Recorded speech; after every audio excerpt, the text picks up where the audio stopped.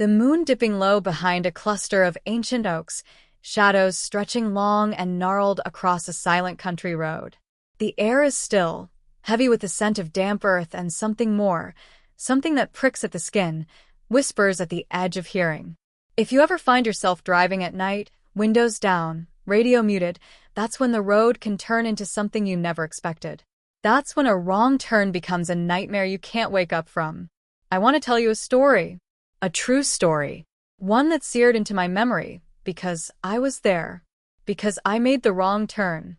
A few years ago, late in autumn, when nights grow long and everything seems hushed under a thin layer of fog, I was returning home from visiting an old friend. The roads there wind like tangled strings, narrow lanes, flanked by thick forests, little more than black ribbons under the moonlight. My phone GPS had died halfway through the drive, battery dead, signal lost. I thought I could navigate by memory, by instincts. After all, I'd been this way before in the day. How much harder could it be at night? I took a turn I didn't recognize. A small dirt road branching off from the paved main road. It looked quiet enough, overgrown, but not impassable. I remember the trees pressing close, branches swaying in a wind I couldn't hear, casting flickering shadows that made me jerk the wheel. My headlights cut through the mist, illuminating twisted roots and patches of wet leaves that popped under the tires. At first, nothing seemed wrong. Maybe it was merely isolated. Maybe the darkness was playing tricks on me. But then I saw it, a gate. Old wrought iron, rusted, swinging freely on squealing hinges. No sign, no welcome, no lights. I hesitated. But something pushed me. Perhaps fatigue, perhaps stubbornness. I drove through it. The gate gave a reluctant groan, and then closed behind me.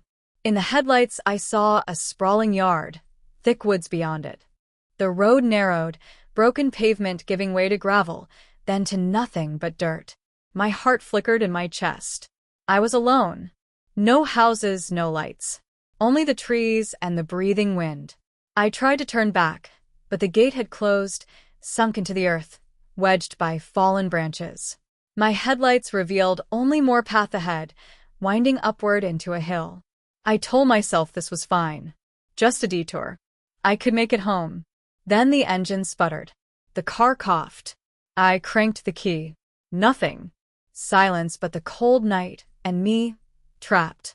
My phone had no signal. No help would come soon.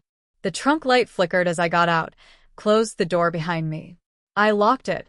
The gravel crunched under my boots. I leaned against the car, trying to calm myself. My breath came out in clouds, white and trembling.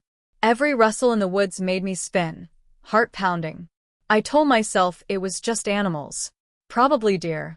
Maybe a raccoon. Something small. My voice sounded absurd in the silence. Then I heard footsteps. Just outside the reach of the headlights. One. Another. Slow. Deliberate. My skin crawled. My eyes darted between the trees, seeking motion, but found only blackness and moonlight dancing on twisted trunks. The sound of breathing, or wind. I couldn't tell. My own heart thundered loud in my ears. I slammed my door shut, locked it.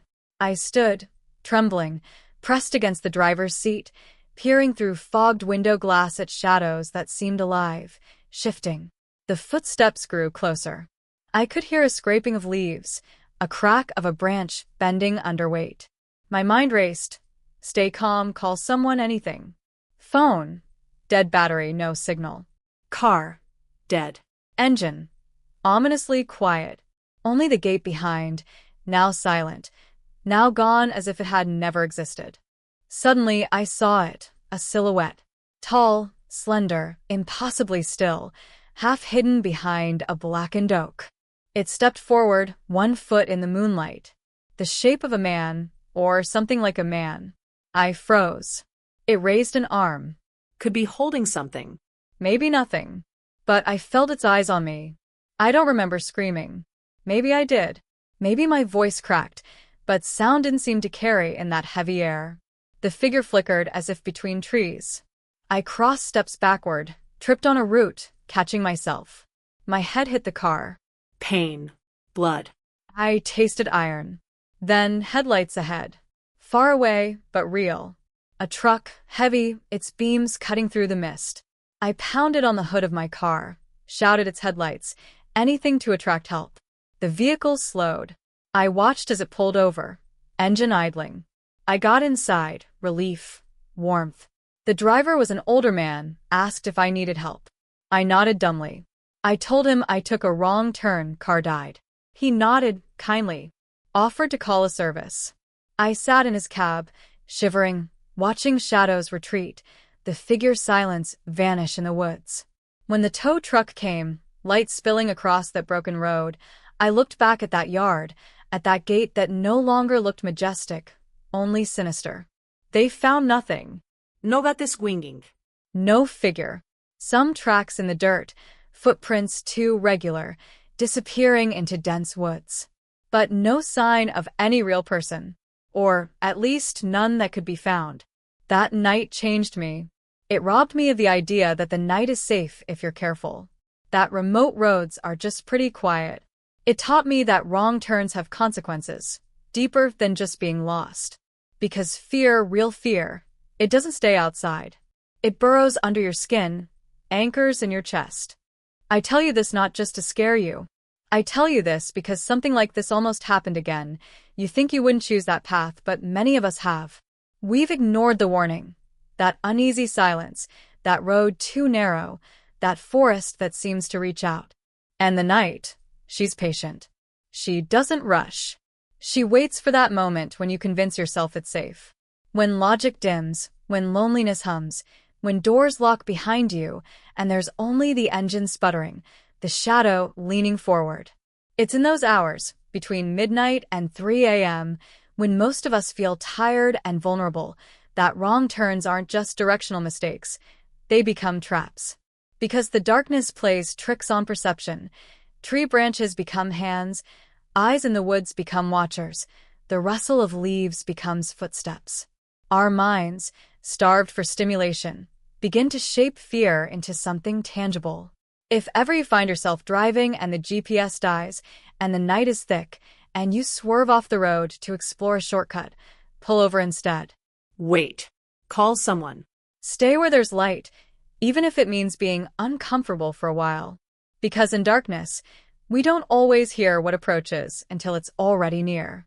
When I finally got home, dawn breaking in weak pink light over rooftops, I thought, maybe it was all imagination. But the cuts on my forehead, the torn jacket, grime under my nails, they said otherwise. I had faced something that had meant to do more than frighten. Something that wanted power over my fear. And it almost did. And I carry that night with me still. Every time I drive late, every time I see a fork in a road unlit, I feel that tightening in my chest.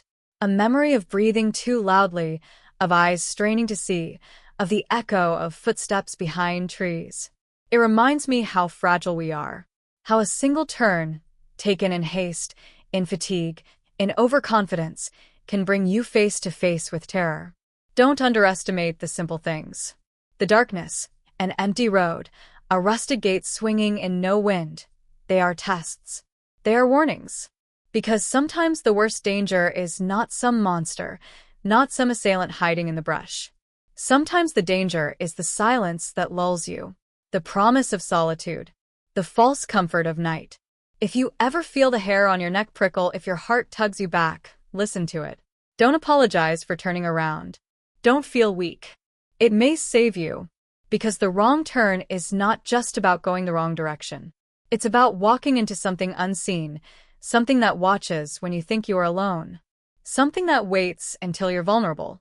I learned that evenings aren't merely times of rest, they are times when we are most exposed. The wrong turn at night can steal your sense of safety faster than you imagine. It can make you doubt your own mind. It can leave marks you can't see, but that bleed into every moment of trust you have. So when the road forks under a moonless sky, when a hollow wind stirs trees, when your instincts whisper, "This isn't right," honor them. Don't push through because you think you're strong. Don't dismiss the fear because you think you're safe. Don't take the wrong turn at night